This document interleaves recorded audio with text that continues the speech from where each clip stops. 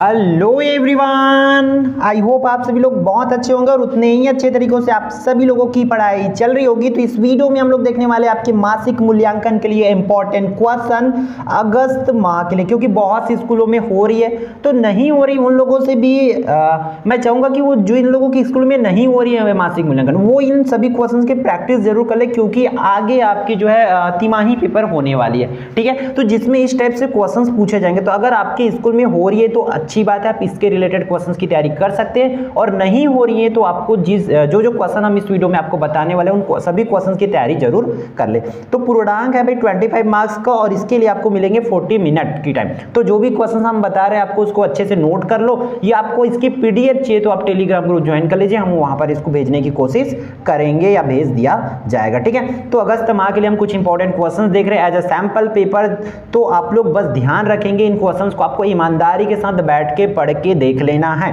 वैसे भी आपको पता है कि हमें रटना नहीं है। तो 25 मार्क्स के लिए कुछ क्वेश्चन देख लेते हैं, क्योंकि बहुत से बच्चे ऐसे जिनको नहीं पता कि आखिरकार भाई 8 में क्वेश्चन किस टाइप से पूछे जाते हैं, क्योंकि बुक की मोटाई तो कोई इतनी मोटी मोटी तो बुक होती है ना, तो हमें डाउट होती, तो उसी डाउट को दूर करने के लिए आपको क्वेश्चन बताया जा रहा है ताकि आप इस टाइप से क्वेश्चन की तैयारी कर सके। ठीक है, तो चलो देख लेते हैं भाई। एक नंबर के लिए क्वेश्चंस क्या पूछा जा सकता है आपको, सामाजिक न्याय का अर्थ सामाजिक अधिकार से है, यह कथन किसका है। सामाजिक न्याय का अर्थ जो है सामाजिक अधिकार से है, यह कथन किसका है, इस कथन को कौन दिए इसको आपको बताना है। ठीक है, तो इसके आंसर्स आप लोग को अगर पता है तो कमेंट करके जरूर बताएंगे। ठीक है, नेक्स्ट क्वेश्चन की ओर चलते हैं। क्या बोला जा रहा है, लघु उत्तरी प्रश्न, इसमें से प्रत्येक पर 2 अंक है। ठीक है, आपके लगभग 6 क्वेश्चन है, आपकी स्क्रीन पर देख पा रहे हैं। 6 क्वेश्चन में 2-2 अंक आपको मिलने वाले, तो सभी क्वेश्चन को अच्छे से कर लेना है। कानून के समक्ष समानता से आप क्या समझते हैं। कानून के समक्ष समानता है, इसका मतलब क्या होता है उसको आपको लिखना है 2 मार्क्स के लिए। तो एटलीस्ट आपको 3 to 4 लाइन में आपको लिखना ही है। महिलाओं के प्रति भेदभाव के किन्हीं 2 तरीकों को लिखो कि ऐसा क्या काम है जिससे महिलाओं के प्रति भेदभाव होती है, तो उन 2 तरीकों को आपको लिखना है। ठीक है, फिर नेक्स्ट सामाजिक समानता से क्या मतलब होती है, जैसे वहां पर कानूनी समानता और यहां पर बोला जा रहा है 4th क्वेश्चन में क्या भाई कि सामाजिक समानता क्या होती है, उसको आपको उसको लिख लेना है आपको। फिर असमानता दूर करने के कोई 2 उपाय आपको लिखना है कि कैसे क्या काम ऐसा किया जाए जिससे लोगों में जो है असमानता कंप्लीटली दूर हो जाए। ठीक है, फिर समानता के 2 महत्व लिखना है। तो समानता असमानता वाली ही पूरा रिलेटेड क्वेश्चन है 2 मार्क्स के लिए, तो उसको सभी को आप लोग अच्छे से कर लेंगे। ठीक है, फिर आगे देखते हैं आपका, हम इस वीडियो में मैं बता दूं सभी सब्जेक्ट का क्वेश्चन देखने वाले, जिससे आप तैयारी कर पाओ। आंसर्स तो नहीं बताने वाले, क्योंकि क्वेश्चन देखा जा रहा है, क्योंकि आंसर्स बताने से आप लोग उस चीजों को फिर नहीं करोगे, मुझे ये लगता है। इस वजह से हम क्वेश्चंस बता रहे हैं, आप अपने से सेल्फ प्रिपरेशन कर सकते हैं। आपके स्कूल में मासिक मूल्यांकन हो या ना हो, अगर आप रियल वाली पढ़ाई करना चाहते हैं, अपने आप को अच्छा बेहतर बनाना चाहते हो, तो डेफिनेटली इन क्वेश्चंस की तैयारी कर लो। अगर आंसर्स कितनी आ रही कितनी नहीं आ रही ये भी आप लोग कमेंट करके बताएंगे। अगर किसी की आंसर्स नहीं मिल पाती है तो इसकी आंसर आपको व्हाट्सएप ग्रुप में प्रोवाइड करा दिया जाएगा।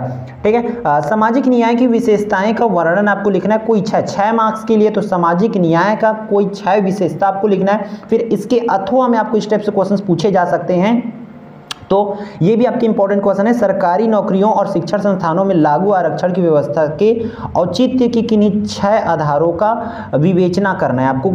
जो आरक्षण लागू है उसकी औचित्य की आपको क्या करना है, कम से कम 6 आधार का, किसके आधार पर वहां पर आरक्षण लागू है उनको आपको लिखना है।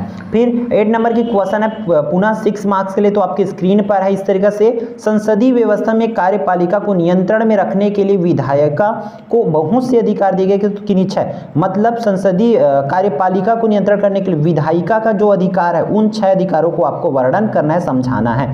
या इसके अथवा में हमें इस तरीके से क्वेश्चन पूछे जा सकते हैं कि भारत के प्रधानमंत्री पद का उल्लेख करना किए बिना भारतीय सरकार या राजनीति की कोई चर्चा नहीं हो सकती, इस आधार पर प्रधानमंत्री का अधिकार। तो प्रधानमंत्री की क्या क्या अधिकार होते हैं हमें समझाना है कि आखिर प्रधानमंत्री का नाम लिए बिना किसी भी भारतीय राजनीति का कोई जिक्र नहीं कर सकते, चर्चा नहीं हो सकती, इस चीज को आपको समझाना है। ठीक है, फिर 9 नंबर की क्वेश्चन है भाई, आपको इसको देख लेना है। 9 नंबर के क्वेश्चन में क्या बोला जा रहा है कि केंद्रीय मंत्रिपरिषद के कार्यों का वर्णन, जैसे हम क्लास 10 में करते थे ना कार्यों का, प्रधानमंत्री का, राष्ट्रपति का, राज्यपाल का करते, तो सिमिलरली यहाँ पर वो मंत्रिपरिषद का आपको करना है। फिर मंत्रिपरिषद और मंत्रिमंडल में क्या है आपको अंतर स्पष्ट करना है। तो इस टाइप से ही क्वेश्चंस की आपको तैयारी करना है राजनीति विज्ञान में। क्लियर है। फिर हम लोग नेक्स्ट सब्जेक्ट का आपका मोस्ट इंपॉर्टेंट क्वेश्चंस देख लेते हैं, किसमें से भाई भूगोल का।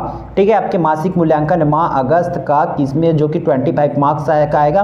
तो इन क्वेश्चंस को भी आप लोग बना के देख लेंगे। ठीक है, तो इसमें दोनों मीडियम के लिए बच्चे हो तो आप लोग ध्यान देना। बंगाल का शोक किस नदी को कहा जाता है उसको आपको लिखना है, जिससे आपको 1 मार्क्स मिल जाएगा। ठीक है, फिर धात्विक खनिज किसको कहते हैं, तो धात्विक खनिज के लिए भी आपको 1 मार्क्स दिया जाएगा, तो ये भी आपको लिख लेना। फिर नेक्स्ट क्वेश्चन है आपको क्या, दक्षिण की गंगा कौन सी नदी कहलाती है। तो ये 1 मार्क्स वाली क्वेश्चन एज जी के क्वेश्चन, आप लोग इन क्वेश्चंस की आंसर्स आपको पता है तो जरूर कमेंट करके बताएंगे, ताकि सभी बच्चों सर इसको पता चल पाए। क्योंकि कुछ बच्चे ऐसे होते हैं, कुछ लोग ऐसे होते हैं जिनको आंसर्स नहीं पता होते, तो उनको भटकना पड़ता है, पूरी बुक ढूंढना पड़ता है। इसलिए अगर आपको आंसर पता है तो आप लोग कमेंट कर सकते हैं। फिर अवसादी चट्टान में पाए जाने वाले 2 खनिज ईंधनों के नाम लिखना है। जो अवसादी चट्टान में जो 2 ईंधन पाया जाता है, 2 ईंधन को लिखना है 1 मार्क्स के लिए।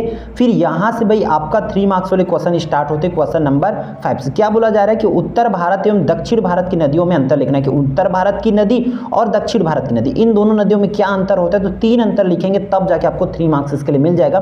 तो इन क्वेश्चंस को आप लोग जरूर करके देखेंगे। अगर आपके बुक में नहीं मिल पाती तो आप लोग व्हाट्सएप ग्रुप जो है ज्वाइन किए होंगे, तो वहां आप लोग मैसेज कर सकते हैं। हम कोशिश करेंगे कि आपको आंसर्स जो है ग्रुप में प्रोवाइड करा दे। ठीक है, फिर भारतीय नदियों की कोई 3 महत्व को लिखना है, तो एक महत्व लिखेंगे, महत्व 3 महत्व निम्नलिखित है करके, तो जिसका आपको 3 मार्क्स मिल जाएगा। ठीक है, फिर वेगनर की महाद्वीप विस्थापन सिद्धांत का सचित्र वर्णन करना है 5 मार्क्स के लिए, तो इसको बहुत सचित्र बनाओगे उसका 2 मार्क्स मिलेगा, और वर्णन करोगे उसका 3 मार्क्स मिलेगा, इसलिए बहुत ध्यान से इसको कर लेंगे। 8 नंबर के क्वेश्चन आपकी स्क्रीन पर क्या बोला जा रहा है, सैल या चट्टान से आप क्या समझते हैं। ठीक है, जो सैल या चट्टान होते हैं, रॉक क्या होते हैं, उसको आपको बताना है। फिर इसमें बोला जा रहा है कि सेल के प्रमुख प्रकार। तो इसी टाइप से क्वेश्चंस आपके एग्जाम में तिमाही हो, अर्धवार्षिक हो या वार्षिक में पूछे जाएंगे, जो जो चैप्टर से पूछे जा रहे हैं। ठीक है, तो इसमें जो भी क्वेश्चन पूछा जा रहा है सितंबर माह तक के सिलेबस का पूछा जा रहा है, इसलिए अगस्त माह तक से, क्योंकि अगस्त है तो अगस्त में जितनी सिलेबस आपको होना है, तो अगस्त तक जितना भी क्वेश्चन आपको, जितना चैप्टर आपको बताया गया है उतने चैप्टर्स में से कर लेना है। ठीक है,